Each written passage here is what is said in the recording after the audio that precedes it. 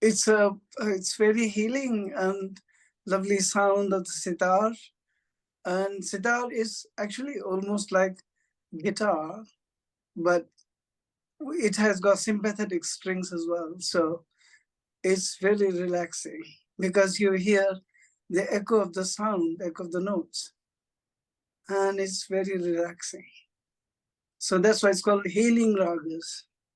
And before I go into the healing ragas, I would like to quote a Sanskrit definition from Samaveda and Natya Shastra of Bharat, which says, Yo ayam dhvani visheshastu swar varna vibhushita ranjako janachittanam saraga kathitau budhai. That means that sound which is ornamented with swara, that means notes, and varanas, which are the colors, particular colors, and which is very good for listening by people and they enjoy, that is called raga. And I see that you're also bringing an instrument, the tabla. Is that how you pronounce it? Tabla. What kind of instrument is that? Tabla is a drum of the two drums, left and right.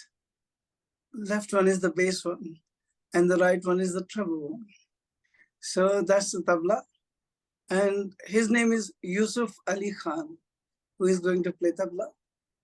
He is a very relaxing tabla player, not troublesome for me at all.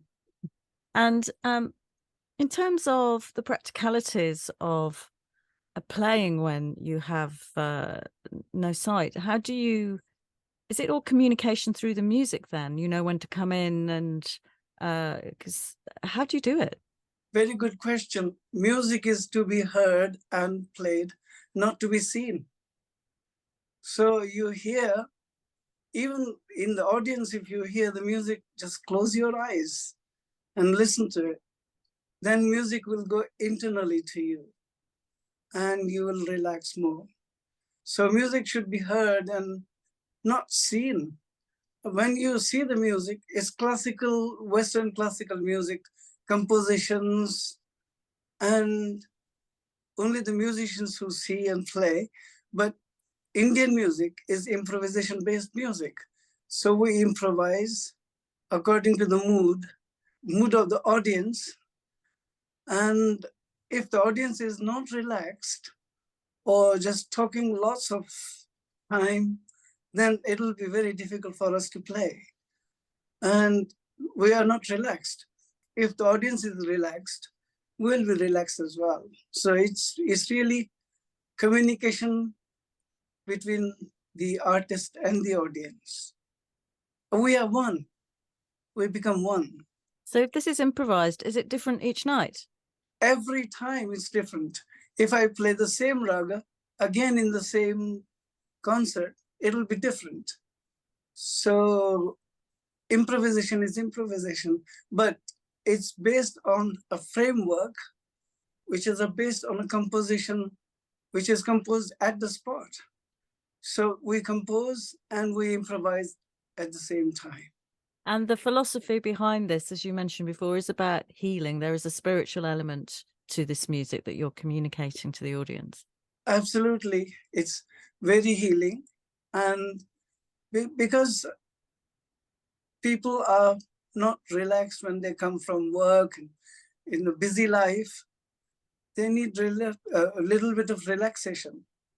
And it is very relaxing because the notes, the way we present our notes, our sounds of sitar especially, or Indian music in general, it's very, very relaxing because it's full of those techniques, which actually my father-in-law used to quote when he was alive. He was 96 when he died. He used to quote, sitar sounds like a lovely, relaxing cushion. And what about you when you're playing? Because you're obviously alert to the people that you're playing with to the noises of the audience, and yet you're in the moment as well with your instrument. So how does it feel for you? It feels very relaxing. And also, when I start playing, I'm not alert anymore. I'm not thinking about people. I'm just thinking of how relaxed I can be and how relaxed people will be, because it's not only people affect me, but I also affect people. If I'm not relaxed, people won't be relaxed and they wouldn't enjoy. I have heard quite a few times when I played, it's very frustrating. So I asked people, why did they think it was very frustrating? He said, oh, it was not very relaxed sitar. And that was when I was very young. I used to play, and I used to play quite a few Bollywood songs and so on and so forth. And people just told me that it wasn't, it was like you are frustrated about something. And I said, well, you are right, absolutely right. I'm frustrated. How can I earn money? How can I go? What can I do to be famous? And so on and so forth, those days. And I was frustrated, and people picked up my mood. So it's very, very important that I'm very relaxed and full of those sort of things which are required for me. Like I'm not hungry, or I don't have any problems. Otherwise, I wouldn't be relaxed and people wouldn't be relaxed either. So that's very healing. Also, people have quoted me that we are so relaxed after playing, after listening your concert, we proposed to each other. So they got married after that. How wonderful. And you've worked with some of the biggest names in music. And I imagine a lot of them have a kind of high energy and an urgency, and are probably often in a rush because they're doing lots of things. So is there something here about, no matter who you're with, about holding to yourself and keeping your own pace of life? Whenever I worked with those lovely people, they always said it's very healing, very relaxing to us working with you. It's very nice. So I don't know how they were rushing. They may be rushing after or before, but not with me. And you set up the music foundation, the Baluji Music Foundation. So tell me a little bit about that.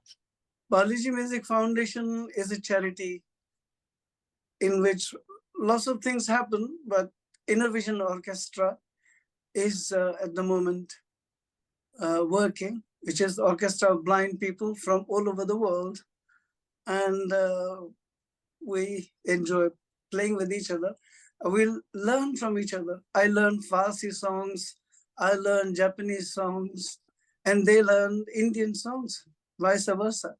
And Lebanese, I learn Arabic songs, and they learn Hindi songs. So that's very, very relaxing for us. And communicating with each other. We are brother-like, sister-like together, so it's like a family, wonderful family feeling. And what about Cambridge? Have you been to Cambridge before? I have been to Cambridge quite a few times. I played in Catherine College. I played in Junction. Yes, I played in Junction before. And luckily, I'm at Junction again. And I've played quite a few places. And I taught in a place called Bhavan in Cambridge. Well, we're looking forward to having you here. And if somebody's listening to this and thinking, oh, you know what, this sounds really interesting, maybe I should go, but they're not quite convinced yet, what would you say to them to bring them along? Please come and enjoy the sitar. And sitar is very, very relaxing because I'm not the first one who plays sitar. Ravi Shankar has played sitar before, and everybody knows about Ravi Shankar. And George Harrison. And I have played with George Harrison in India, actually, when I was working in a tourist shop as a musical demonstrator. And he came and he played guitar and I played sitar with him. And I didn't even know that he was George Harrison.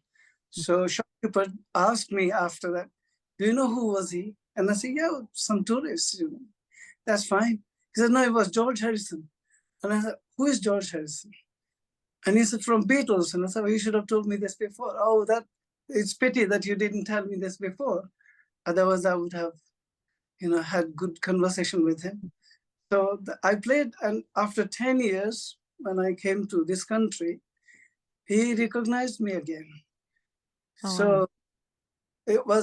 that was a little bit of dropping names. Well, we're looking forward to having you here. So I wish you a good concert, and thank you for coming to visit us here. Thank you very much indeed, and I'm really looking forward to see you and everybody else in Cambridge. And I have got students in Cambridge as well.